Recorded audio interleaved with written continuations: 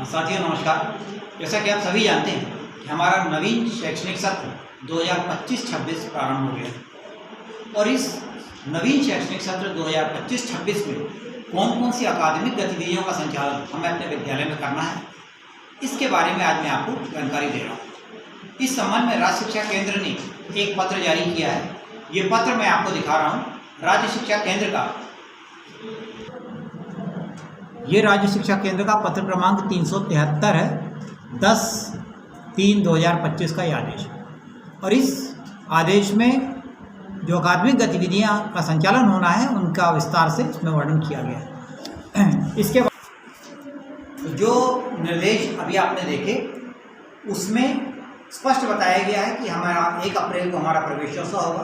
प्रवेशोत्सव हमने 4 दिवसीय प्रवेश पत्र जो प्रवेशोत्सव था वो हमने इसको पूरा कर लिया। और इसमें सबसे महत्वपूर्ण बात पाठ्यपुस्तकों का वितरण होना है और कक्षा 1 के जो बच्चे हैं उन कक्षा 1 के बच्चों को 9 प्रवेशी बच्चे हैं उनको स्कूल रेडीनेस कार्यक्रम के अंतर्गत गतिविधि कराना है। क्योंकि ये छोटे बच्चे हैं, अभी इनका स्कूल से परिचय नहीं हुआ है, तो इनको एक वातावरण का निर्माण करने के लिए स्कूल रेडीनेस की गतिविधियाँ कराना है। स्कूल रेडीनेस की गतिविधियाँ क्या दी गई हैं, इसके संबंध में भी ये परिशिष्ट आपको बताया गया है। ये परिशिष्ट आप देख रहे हैं, ये स्कूल रेडीनेस की गतिविधि के लिए परिशिष्ट दिया है इसी निर्देश में।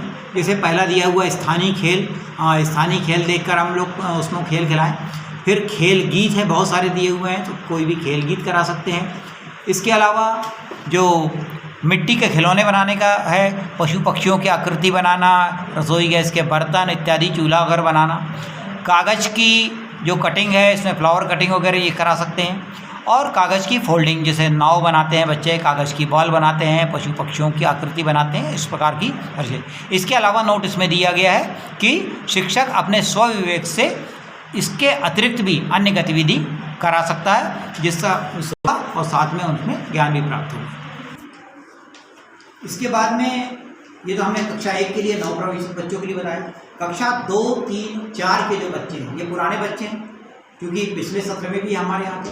तो विगत सत्र में 10वें, 20वें और 30वें सप्ताह के ट्रैकर से जो भी गतिविधियाँ, जो भी हमारी दक्षताएं इनमें अपूर्ण रह गई, यानी 10वें, 20वें और 30वें सप्ताह के ट्रैकर में जो गतिविधियाँ इनकी अपूर्ण रह गई हों उनका भी अभ्यास हमको क्या करना है, इसमें कराना है।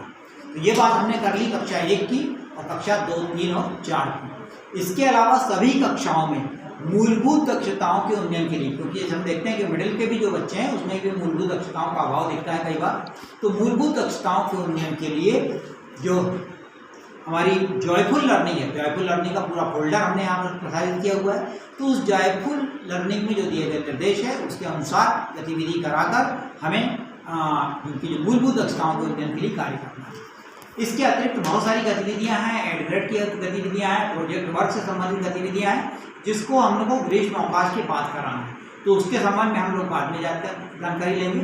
किंतु अभी जब तक हमारा विद्यालय लग रहा है उसमें कक्षा 1 के बच्चों को स्कूल रेडीनेस, कक्षा 2, 3, 4 को 10वें, 20वें और 30वें सप्ताह के ट्रैकर के आधार पर अपूर्ण दक्षताओं को पूर्ण कराना और हैप्पी जो जॉयफुल लर्निंग है उस जॉयफुल लर्निंग में हमें मूलभूत दक्षताओं के उन्नयन के लिए कार्य करना है। तो मैं समझता हूँ कि अभी हमारे शिक्षकों को कोई कठिनाई नहीं होगी और वो इस निर्देश में दिए गए अकादमिक कैलेंडर के हिसाब से अपने विद्यालय में अकादमिक गतिविधियों का संचालन भली भांति कर सकेंगे। बहुत बहुत धन्यवाद।